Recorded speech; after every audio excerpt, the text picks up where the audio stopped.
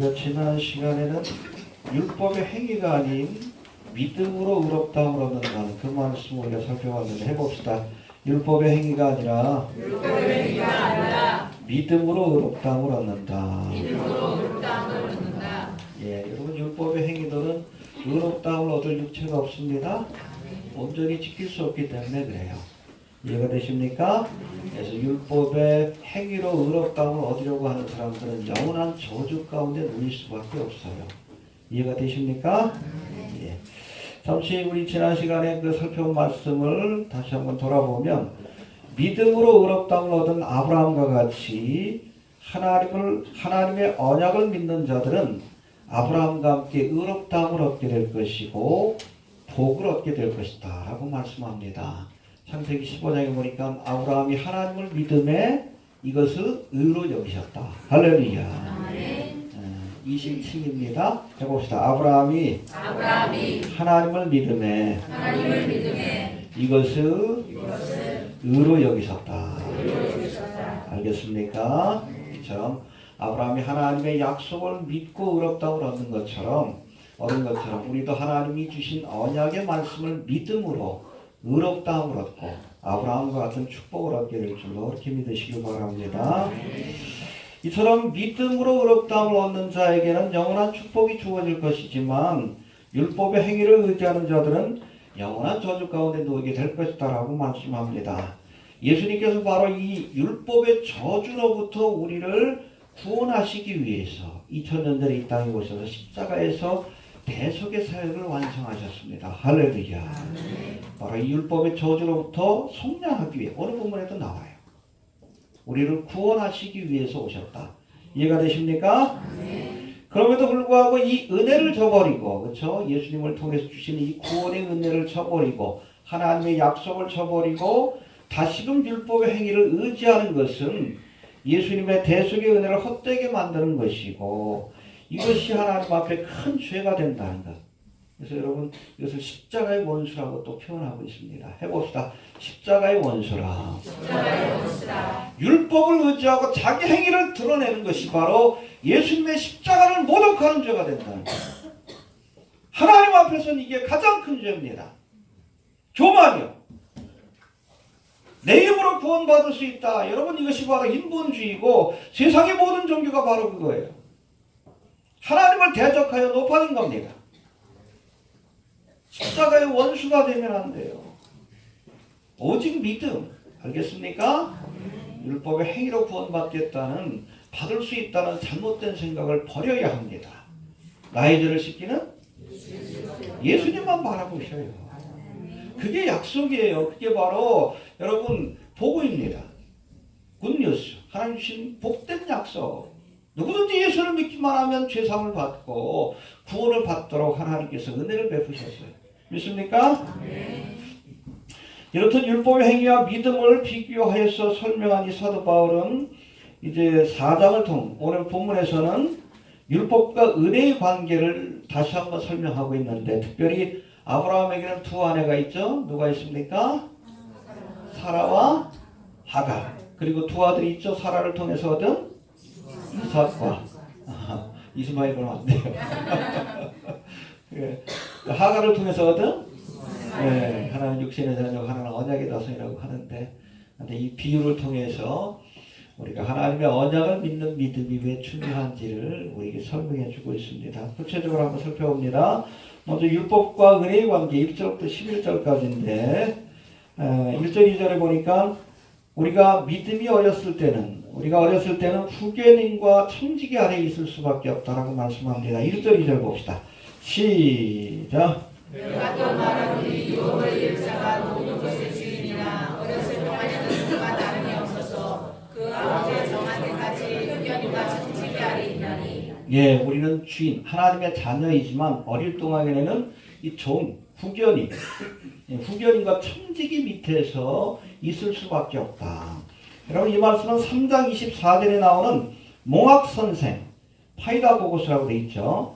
몽학선생에 대한 보충 설명이기도 한데 여러분 이 몽학선생이 우리 지난 시간에 살펴봤듯이 일정 기간 동안 주인의 어린 자녀를 맡아서 초등학문이라고 할 수 있는 기본적인 소양 부모님께 인사드려야 된다.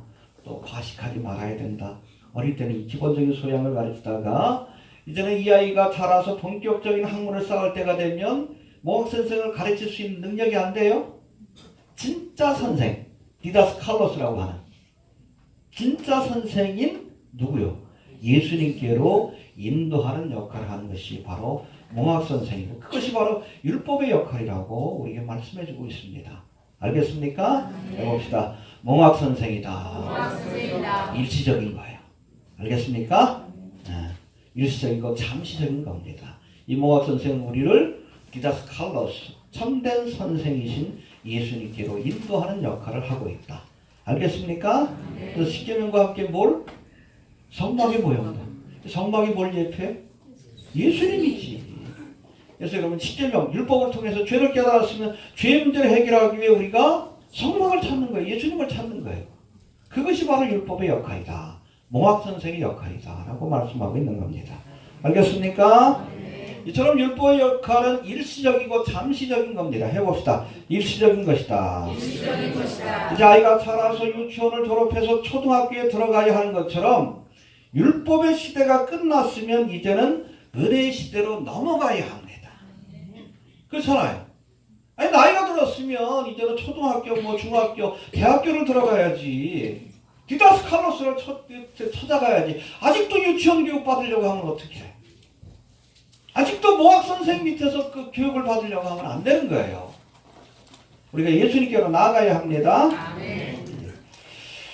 그래서 이 연관된 말씀이 우리 3절에 나오는데 3절 4절 봅시다. 시작. 이와 같이 우리도 어렸을 때 이 세상 초등학문 안에 있어서 종노릇하였더니 게다가 참에 하나님이 그 아들을 보내사 여자에게서 나게 하시고 율법 안에 나게 하신 것은 할렐루야. 해봅시다. 때가 참에. 이제 어느 정도 나이가 컸으면 그렇잖아요. 이제 유치원 졸업해가지고 이제 본격적인 공부를 할 때가 되면 이제는 몽학 선생 밑에가 아니라 참된 스승을 찾아 나가야 하는 거예요. 해봅시다. 때가 참에. 특별히 이 말씀은 예수님이 이 땅에 오심으로 율법의 시대가 끝나고 은혜의 시대가 펼쳐졌음을 우리에게 말씀해 주시는 그런 아주 중요한 말씀입니다. 해봅시다. 율법의 시대가 끝나고 은혜의 시대가 열렸다. 보라 지금은 할렐루야. 예수님이 오심으로 은혜의 시대가 열린 거예요. 이해가 됩니까? 구약의 시대는 율법의 시대지만 여러분 예수님이 오심으로, 그래서 구약에 여러분 이 율법뿐 아니라 특별히 이 성막은 예수님을 예표합니다. 알겠습니까? 그래서 어떤 그 유명한 그 신학자는 그렇게 얘기를 해요. 그 성서학자는 구약은 프로미스, 하나님 주신 구세주에 대한 약속이고, 그리고 신약은 딜리버런스. 이 약속이 어떻게 예수님을 통해서 구체적으로 성취되는지를 보여주신 겁니다. 할렐루야. 그래서 여러분 구약에서 우리가 사실은 율법의 말씀보다 하나님이 주신 언약이 중요해요. 언약. 메시아에 대한 언약. 그렇잖아요.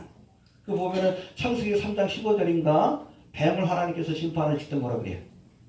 너는 여자의 후손에 발뒤꿈치를 상하게 할 것이고, 여자의 후손은 여자의 후손이 누구예요? 예수님이죠. 이게 바로 가스펠이에요. 복음입니다. 할렐루야. 예수님을 통해서 사망과 죄의 권세가 무너지고 우리가 구속받게 될 것이다. 할렐루야. 또 하나님께서 이제 아담과 하와가 죄를 짓고 나서 부끄러움을 가리기 위해서 무화과 나무 잎으로 이렇게 수치를 가렸는데 이 오래가지 못합니다. 그러니까 저들을 위해서 뭘? 가죽옷을 입혔다. 할렐루야. 여러분 가죽옷을 만들기 위해서는 죄 없는 짐승이 희생이 돼야 돼요. 피 흘림이 없이는 죄사함을 받을 수 없다. 죄를 가리울 수 없다.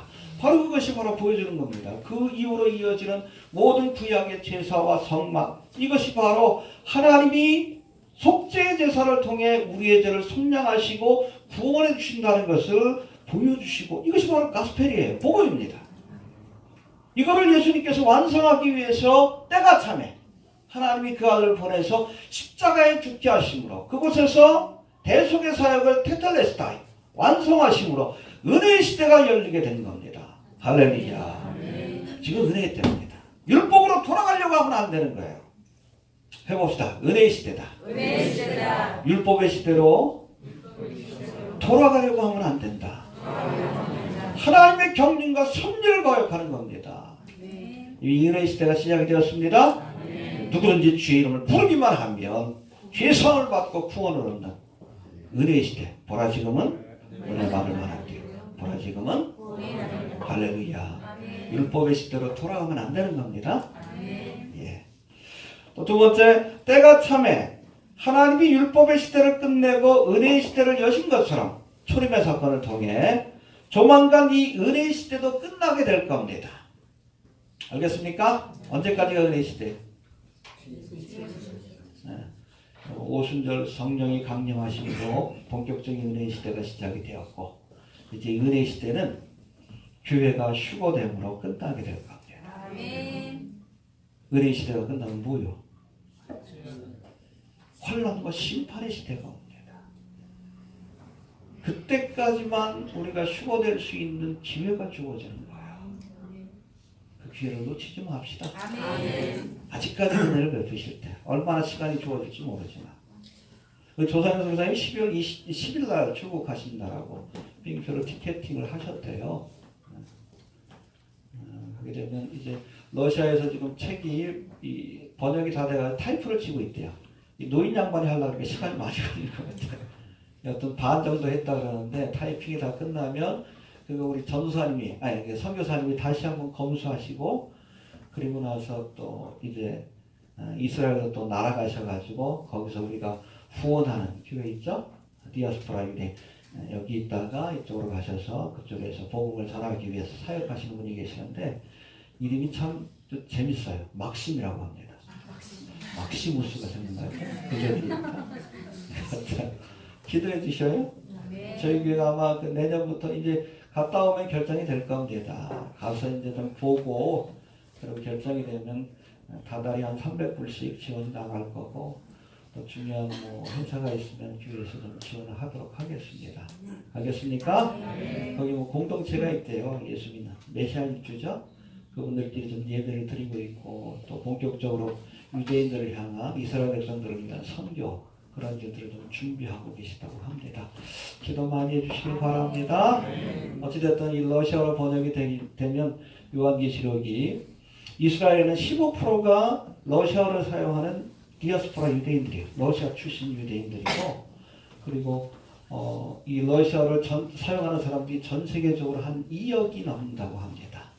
그분들에게 종말의 복음이 전파될 수 있는 아주 좋은 기회니까 기도 많이 해주시길 바랍니다. 이것까지 좀 할 수 있었으면 좋겠어요.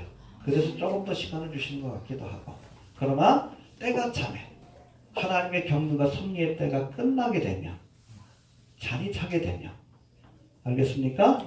하나님의 타임이 fully 영어 성경에 보면 when the time had fully come 그러니까 full 하나님의 때가 완전히 찬 거예요. 그렇게 되면 여러분 율법의 시대에서 은혜의 시대로 넘어간 것처럼 그렇죠? 이제 은혜의 시대에서 심판의 시대로 넘어가게 될 겁니다. 그걸 알리는 사건이 교회 휴거의 사건이에요. 이해됩니까? 아멘. 그때까지만 우리에게 기회가 주어지는 거예요. 물론 7년 대환란의 기간 동안에도 예수를 믿고 구원받을 수 있는 기회가 주어지지만 저들은 환란을 통과해야 합니다. 그리고 순교를 각오하지 않으면 구원받기 힘들어요. 알겠습니까? 은혜를 베푸실 때 두들겨 맞고 나서 예수 믿는 것보다 그렇죠? 지혜로운 다섯처녀처럼 우리가 기름과 등불을 예비해서 우리가 예수님을 심판자가 아닌 신랑으로 영접할 수 있게 되길 바랍니다. 해봅시다. 때가 참에 하나님의 경륜과 섭리가 이룰 때가 있어요. 알겠습니까? 그걸 알아야 돼. 지금은 뭐요? 은혜 시대가 이제 끝나려고 하는 때요. 자다가 깰 때가 되었습니다. 얼마 주어지지 않은 시간이 좀 세월이 약합니다. 우리에게 주신 기회를 놓치지 않기 위해서 믿습니까? 해봅시다. 세월을 아끼라. 때가 악하니라. 그렇죠? 어둠의 세력이 지금 득세하고 있는 때입니다. 주의 오심이 임박한 때인데 세월을 아껴야 돼. 이건 기회를 구속하여 너희 것으로 만들라는 뜻을 갖고 있어요. 기회를 놓치지 맙시다. 또 세 번째, 이 은혜로 우리가 아들의 명분을 얻게 되는 것이다. 할렐루야. 예수님의 대속의 은혜로 우리가 하나님의 자녀가 되는 그런 은혜를 얻게 된 것이다 라고 말씀합니다. 5절 한번 봅시다. 시작. 율법을 있는 자들을 진정하시고 우리로 하나님으로 영혼을 얻게 하려 하시리라. 예, 율법의 저주 아래 있던 사람들 피로 값주고 사시고 율법의 저주로부터 우리를 구원하신 겁니다. 그리고 우리로 하여금 아들의 명분을 주셨다. 할렐루야. 요한복음 1장 12절에서도 영접하는 자 곧 그 이름을 믿는 자에게 하나님의 자녀가 되는 권세를 주셨다. 할렐루야. 예수님의 대속의 은혜를 믿기만 하면 또 예수님 우리의 마음속에 영접하기만 하면 하나님의 자녀가 되는 그런 권세를 주신다라고 말씀합니다. 그래서 이렇게 우리가 하나님의 자녀 아들이 되었을 때 주어지는 두 가지 특권과 축복이 있어요. 한번 봅시다. 6절 한번 봅시다. 시작.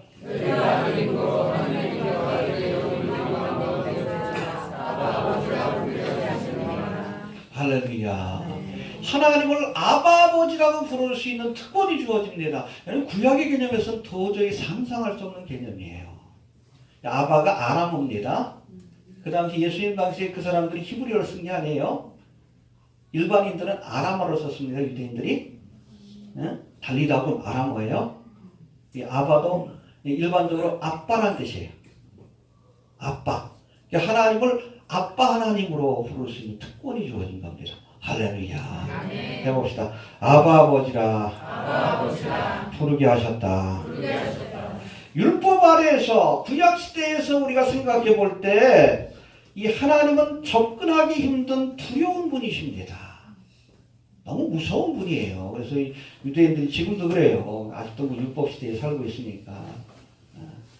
그 사람들은 구약 성경을 이렇게 필사하다가도 거기에 야훼 하나님의 이름이 나오면 가서 목욕하고 와서 다시 써요. 너무 두려워해. 그래서 여러분 복음서 가운데 특별히 유대인을 위해서 쓰여진 게 뭐예요? 마태복음. 마태복음은 다른 복음서에서는 다 하나님의 나라라고 하는데 마태복음에서는 천국이라고 합니다. 하나님의 이름을 두려워하니까 거기다 하나님 대신에 하늘이란 개념으로 비유적으로 그걸 바꿔놓은 거예요. 유대인들이 너무 두려워하니까 여호와 이름을 막널 때 일컫지 마라. 그것 때문에. 또 하나님은 두려운 분이에요. 해봅시다. 하나님은 두려운 분이다. 그래서 하나님을 만나려면 이거 아무나 만나는 게 아니에요. 해봅시다. 특별한 사람이. 누구요? 이스라엘 백성들을 다 대표하는 제사장. 그 가운데서도 대제사장. 특별한 날에. 해봅시다. 특별한 날에. 아무 때나 또 하나님을 만날 수 있는 거 아니에요. 아무나 만나는 것도 아니고 아무 때나 만나는 것도 아니에요. 1년에 딱 한 번. 언제? 대속제예요. 7월 10일에 해당다. 해봅시다. 특별한 장소에서 아무 곳에서나 또 만날 수 있는 게 아니에요. 어디에서? 성막, 성소, 지성소에서. 거기 하나님 계시니까. 솔로몬 시대와 같은 성전, 거기도 지성소가 있잖아요. 거기 하나님 계시니까. 법궤가 있잖아요. 법궤. 그 위가 바로 시은자, 은혜의 보좌라고 얘기해요. 하나님이 거기서 구름 기둥, 불 기둥 이렇게 임재하시니까. 그것도 특별한 예식을 치르고 나서야 만날 수 있는 거예요. 그래서 어린 양의 피를 가지고 들어가야 합니다. 그래서 번제단에서 제사를 지내고 그리고 물두멍에서 손과 발을 다 닦고 또 들어갈 때도 그냥 안 들어가지. 옷술에다 물 달아. 다 물어. 죽었는지 살았는지 확인해. 성경에 나오지는 않지만 유대인 전승에서는 오른발과 발목에다가 끈을 묶었다고 합니다. 쿵 쓰러지면 끌어내야 되니까. 쿵 쓰러졌다가 그냥 들어가면 그 사람도 죽는 거예요. 같이 죽어. 그렇게 철저히 준비하고 가도 그 사람 앞에 숨겨진 죄가 있으면 하나님 죽이시는 거예요. 얼마나 두렵습니까? 이처럼 율법 시대 때는 거룩하신 하나님을 만난다는 것 자체가 목숨을 거는 두려운 일입니다. 그러나 예수를 믿음으로 하나님의 자녀가 된 성도들은 이제 하나님을 아빠라고 부르며 할렐루야. 어찌 보면 유대인들은 이게 신성모독이요. 예수님이 아버지라고 했다고 하나님을 죽이려고 했잖아요. 유대인들의 생각 속에서는 상상할 수 없는 일입니다. 은혜의 보좌에 단들이 나갈지니라. 할렐루야. 은혜의 보좌가 쉬운 자시 지손소예요. 언제든지 그렇잖아요. 하나님은 우리 아버지가 되니까 그렇잖아요. 뭐 아버지 만나는데 절차 받는 분 계셔요? 아니 언제든지 가가지고 우리가 하나님 앞에 우리의 필요를 아릴 수 있는 엄청난 특권과 은혜를 얻게 되는 거예요. 이게 하나님의 자녀가 된다는 겁니다. 얼마나 귀한 법입니까? 근데 또 율법 시대로 돌아가자고? 얼마나 미련한 짓이에요. 미련한 짓이에요. 두 번째, 예수를 믿음으로 하나님의 자녀가 된 자들에게 주신 두 번째 특권. 첫 번째는 하나님을 아바 아버지라 부를 수 있게 하셨고. 7절 봅시다. 시작.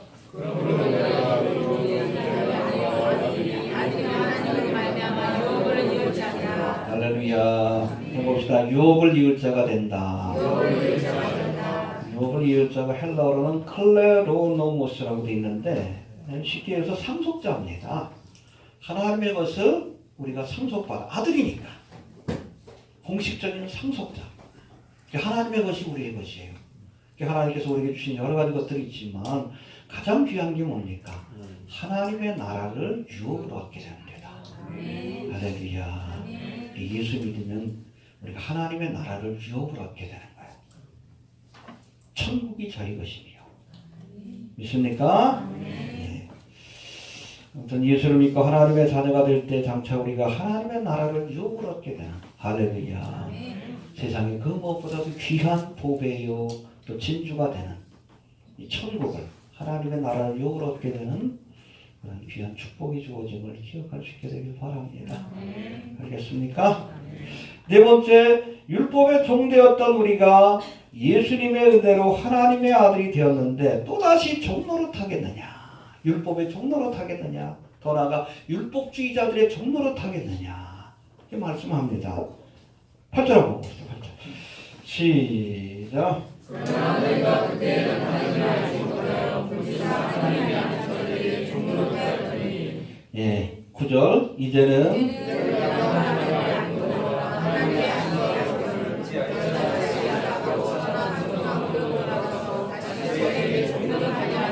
예, 초등학문이 뭐예요? 율법이죠. 율법으로 들어와서 저희에게 몽학선생에게 종노릇하겠느냐? 이게 율법주의자입니다. 갈라디아 교회에 활동하던 예루살렘에서 왔던 율법주의자들. 율법주의자들의 종노릇하겠느냐? 우리는 예수님의 종이 되어야 돼요. 율법주의자들의 종이 되면 안 됩니다. 알겠습니까? 여러분, 이 말씀은 율법주의자들이 교회 안에서 율법주의라는 이단을 전파하는 목적을 설명한 말씀이기도 한데 그 말씀을 요약해보면 저들이 행위를 강조하는 율법주의적 교훈을 전하는 것은 이것을 통해서 사람들을 자신들의 종으로 삼아 이익을 얻기 위한 계산된 행동이다 라는 의미를 갖고 있습니다. 알겠습니까? 율법주의가 뭐예요? 야, 구원받으려면 할례 받아야 돼. 너 내가 말하는 거 지켜야 돼. 절기도 지켜야 돼. 그렇게 되면 여러분 주종관계가 형성이 되는 거예요. 이해가 됩니까? 바리새인 서기관들처럼. 알겠습니까? 끊임없이 성도들을 협박합니다. 너 이거 안 지켰으니까 지옥 간다. 내 말 잘 들으라고. 이게 마컨이에요. 그래서 결국엔 교인들을 예수님의 종이 되어야 될 사람들을 자기의 종으로 삼아. 알겠습니까? 이게 율법주의자들이 율법주의라는 이단을 전파하는 가장 큰 목적입니다.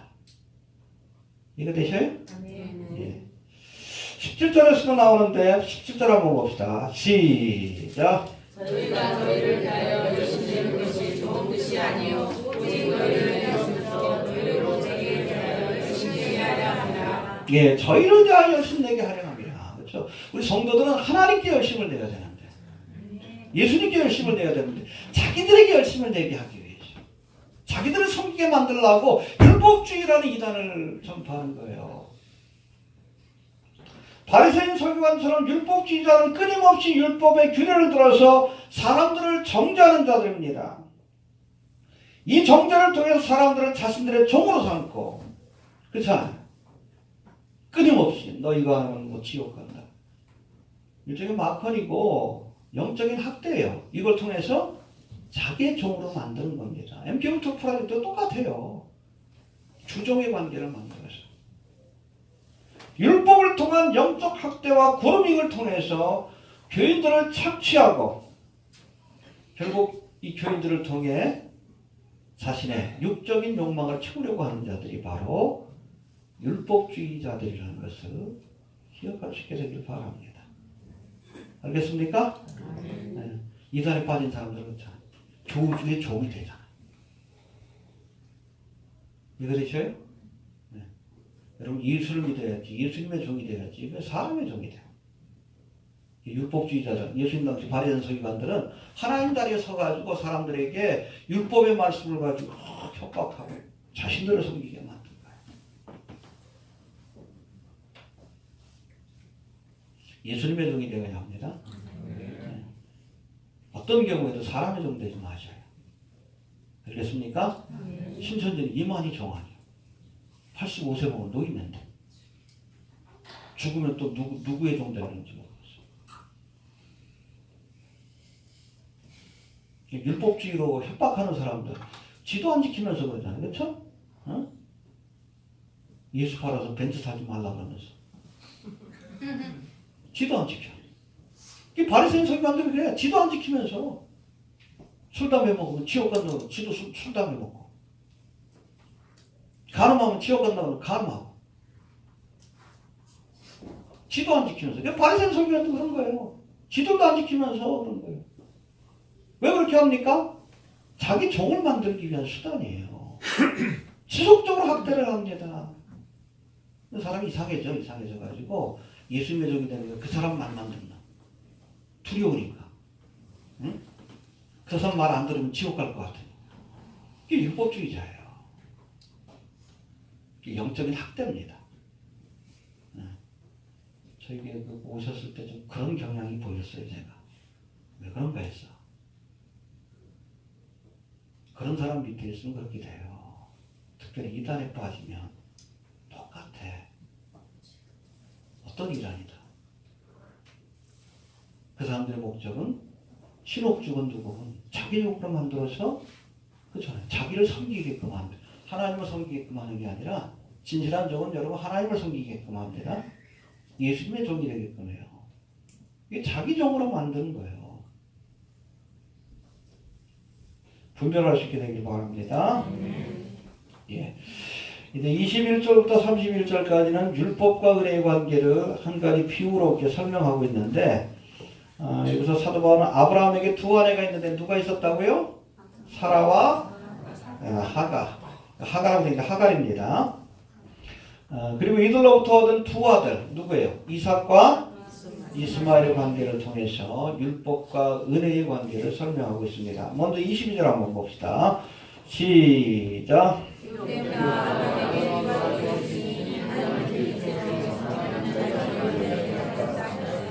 계집종은 누구요? 하갈. 자유하는 여자는 사라죠. 그리고 계집종에서 난 아들은 이스마엘. 그리고 자유하는 여자에서 난 아들은 이삭. 이 두 가지를 잘 비교해야 합니다. 계집종에게서는 육체를 따라 낳고 자유하는 여자에게서는 약속으로 말미암아 자녀를 얻었다. 할렐루야. 그래서 여러분 이삭만이 언약의 자손이에요. 하나님이 약속하신 자녀예요. 장남은 누구요? 이스마엘이지. 그러나 하나님이 인정하지 않습니다. 왜? 육신의 생각을 따라 낳았기 때문에. 육신의 자녀예요. 사람의 뜻을 따라서 낳는 겁니다. 하나님이 인정하지 않아요.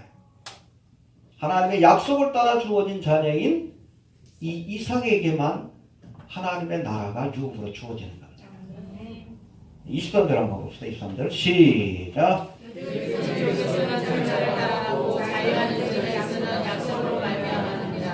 예, 하갈에게서 난 이스마엘은 육체를 따라, 이건 뭐 딴 게 아니에요.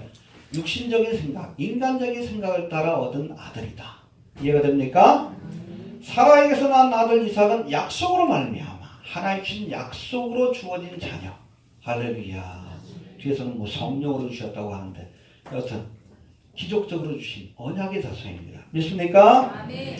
하나님이 아브라함을 부를 때 몇 살? 75세입니다. 75세. 이미 많은 나이에요. 하갈은 10살 차이 나요. 65세입니다. 알겠습니까? 이렇게 언약의 자손을 주시겠다고 약속을 하셨는데, 그렇죠? 내 우선이 뭐 하늘의 별과 같이 땅의 모래와 같이 많을 것이다. 아무튼 언약의 자손, 아들을 주시겠다고 약속하셨는데 10년이 지나도록 하나님께서 이 약속만 주셨지 실제적인 아들을 안 주셔. 그러니까 이 아브라함의 믿음이 흔들리기 시작하는 거예요. 또 사라도 뭐 이미 뭐 75세가 되니까 경수가 끊기고 자식을 낳을 수 있는 희망이 없어 보입니다. 그러니까 그 당시에 여러분 근동지방에 있었던 하나의 풍습을 따라서, 그러니까 근동지방에서는 그 중동 지역에서는 정실 부인이 자식을 못 낳으면은 자기 밑에 있던 종을 남편에게 줘가지고 그를 통해서 후사를 낳게 하는 그런 전통이 있습니다. 그렇게 낳은 아들은 자기 아들이 되는 거예요. 원래는 그 사라의 아들이 되는 겁니다. 알겠습니까? 예. 자신이 데리고 있던 여종을 남편에게 주고 후사를 이어가게 하는 풍습이 있었는데 사라가 이런 풍습을 따라서 여종 하갈을 통해서 아들을 얻자는 제안을 아브라함에게 합니다. 이런 제안에 아브라함이 뭐라고 해야 돼? 노라고 해야 합니다. 이때만 해도 아브라함의 믿음이 조금 흔들렸던 것 같아. 어떤 믿음이 부족했던 아브라함이 이 사라의 제안을 받아들였다가 결국 육신의 뜻을 따라 인간의 생각을 따라 낳은 이스마엘이 탄생하게 되는데 이스마엘이 자자손손 지금까지도 아랍 사람하고 여러분 이스라엘 싸우잖아. 하나는 누구의 후예요? 이스마엘의 후예고 하나는 이삭의 후예예요. 지금도 그렇게 모든 불행의 근원이 여기서 시작이 됐어요. 해봅시다. 육신의 자녀 이스마엘을 낳게 되었다. 아시겠습니까? 이에 반해서 이삭은 하나님 주신 언약의 자손입니다. 아브라함의 나이 75세에 주시겠다고 약속하셨는데 몇 년 만에? 25년. 징하죠. 100세의 아들을 주셨어요. 그때 사라의 나이가 90세입니다. 창세기 18장에 보면 이 아브라함의 나이가 99세 때 사라의 나이가 89세가 되었을 때 하나님이 두 천사들과 함께 아브라함의 장막을 찾아오셔요. 세 사람이 찾아왔다 그랬죠? 그 중에 두 천사는 소돔과 고모라까지 가시거든요. 이해가 됩니까? 한 사람은 뭐 이게 하나님으로 표현되어 있어요. 아무튼 찾아오셔서 이제 때가 되면 내년 때쯤이 되면 사라가 아들을 낳을 것이다. 그 말을 아브라함하고 하나님하고 대화하는 그 얘기를 장막 뒤에 있던 누가 들었어? 그러니까 피식 웃었어요. 자기도 모르게. 90 먹은 노인네가 아들 낳는 거니까 기가 막히지. 하나님 그러죠. 너 왜 웃느냐? 하나님께 불가능한 일이 없다. 서둘러서 안 웃었다. 아니 너 웃었다. 정말 1년 만에 이 사라가 90세가 되었을 때에 아들을 낳아요. 이때도 한번 웃습니다. 기가 막혀가지고. 하나님이 나로 웃게 하신다. 90 먹은 노인네가 아들을 낳았으니 해토빛감이지. 해봅시다. 하나님이 나로 웃게 하신다. 창세기 21장 6절에서 이렇게. 그래서 그 아들 이름이 웃음이란 뜻이에요. 이삭이란 말 자체가 웃음이란 뜻입니다. 두 가지 의미가 있죠. 하나님이 나로 하여금 웃게 하신다. 그리고 이후로 이삭은 아브라함의 가정에 웃음의 근원이 됩니다. 이스마엘은 화의 근원이 되고. 이해가 됩니까? 이처럼 이스마엘은 사람의 생각을 따라 낳은 육신의 자녀예요. 해봅시다. 육신의 자녀.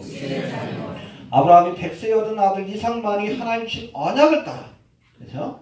약속의 자녀입니다. 복음이라는 하나님의 언약이 아닌 율법이라는 사람의 생각을 따라 살아가는 자들은 이삭의 후손이 아니라 이스마엘의 후손이 될 수밖에 없다는 것을 우리가 알아야 합니다. 율법을 의지하겠다는 것은 이제 이삭의 후손에서 이제 이스마엘의 후손으로 내가 옮겨가겠다. 얼마나 미련한 짓입니까? 그래서 세 번째 보니까 이 계집종은 특별히 시내산을 자유하는 여자는 예루살렘을 상징한다 말씀합니다. 24절 한번 봅시다. 시작. 이것은 이 여자들은 누구냐면 예, 그렇죠. 이 하갈을 신의 산으로 묘사합니다. 이 신의 산은 모세가 율법을 받은 곳이에요. 예, 여기에 반해서 여러분 이 사라를 뭐라고 묘사합니까? 위에 있는 예루살렘으로 묘사해요. 25절 한번 봅시다. 시작.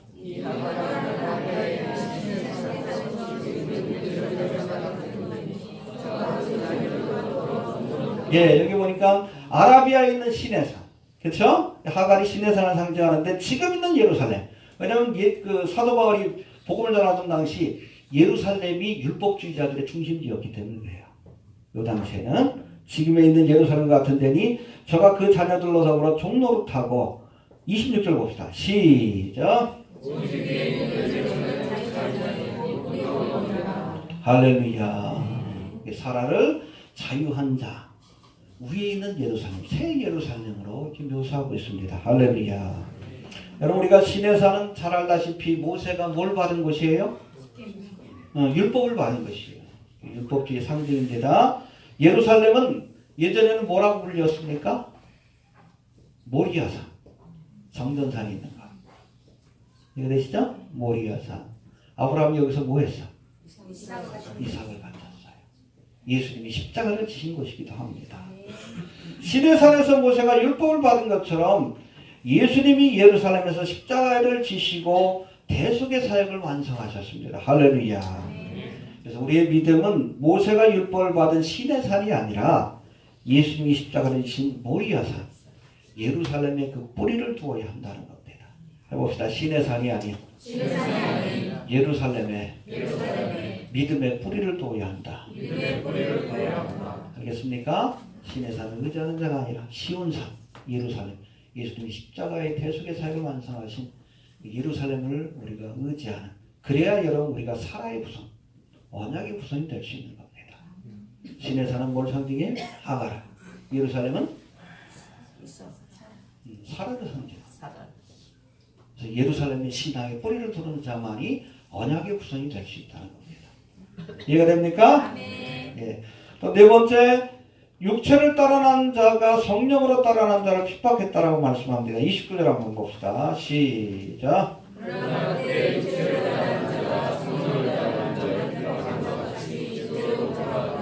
예, 그때 아브라함 때에 육체를 따라난 자 누굽니까? 이스마엘이 성령을 따라난 자. 여기서는 성령을 따라난 자라고 했죠. 기적의 자녀예요. 90 먹은 노인네가 아들 낳았으니까 하나님이 능력을 주신 겁니다. 약속의 자녀예요. 이 성령을 따라난 자, 이삭을 핍박한 것 같이 이제도 그러하다. 이제도 율법주의자들이 참된 믿음의 성도들, 언약의 후손들을 핍박하고 있다는 얘기입니다. 알겠습니까? 창세기 21장에 나오는 그 사건을 소개한 것인데, 이제 이삭이 젖을 뗄 때가 되니까 아브라함이 큰 잔치를 벌여서 그것을 축복해 줍니다. 할렐루야. 우리로 따지면 무슨 잔치? 돌잔치에 해당되죠. 네. 이때 시기심을 느낀 하갈의 소생 이스마엘이 이삭을 막 조롱하고 핍박합니다. 근데 사람은 너무 화가 나가지고 도저히 같이 못 있겠다. 내보내라고. 아브라함이 하나님 앞에 기도할 때 그렇게 하라고 말씀합니다. 결국엔 쫓겨나게 돼요. 여러분, 하갈의 후손, 육체의 생각을 따라난 자, 율법주의자들은 아브라함의 후손이 될 수가 없어요. 하나님의 나라를 유업으로 얻을 수 없습니다. 여러분, 율법주의의 가장 큰 저주가 뭐예요? 열심히 믿고 지옥 가는 거예요. 열심히 믿고. 그렇게 할 거예요? 잘못된 걸 의지해서 그래. 제가 늘 얘기하지만 열심히 믿기 전에 바르게 믿어야 돼요. 율법주의의 여러분 특징이 뭐예요? 나를 의지하는 거예요. 내 행위. 근데 여러분 복음은 뭐라고 얘기합니까? 예수님만 바라봐야 된다. 나를 믿지 말고 예수를 믿어야 돼. 열심히 믿고 쫓겨납니다. 이스마엘처럼. 하나님 쫓아내라고 하셔요. 아브라함과 함께 유업을 얻지 못할 것이다. 하나님의 나라를 유업으로 얻지 못합니다. 열심히 믿고 어리석은 자가 되면 안 됩니다. 끝까지 예수님만 바라봐야 돼. 언약의 후손이 되십시오. 육신의 자녀가 되지 마시고 이럴 거다 그러지 마셔요. 우리가 꼭 우리의 믿음은 하나님의 언약 말씀에 근거해야지. 복음을 붙드세요.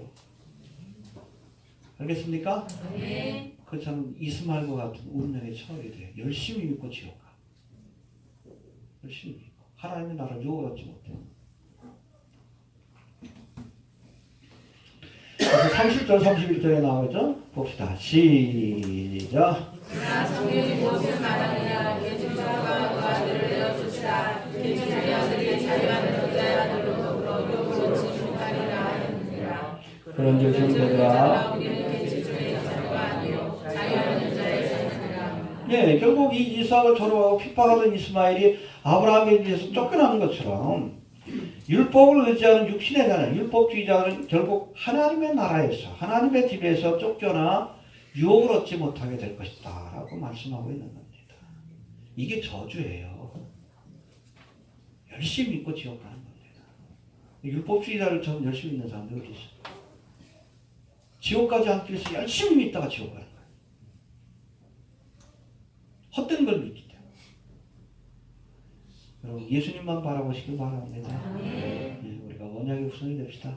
주님의 복음만을 붙드는 언약의 후손이 될 수 있기를 바랍니다. 예, 정리합니다.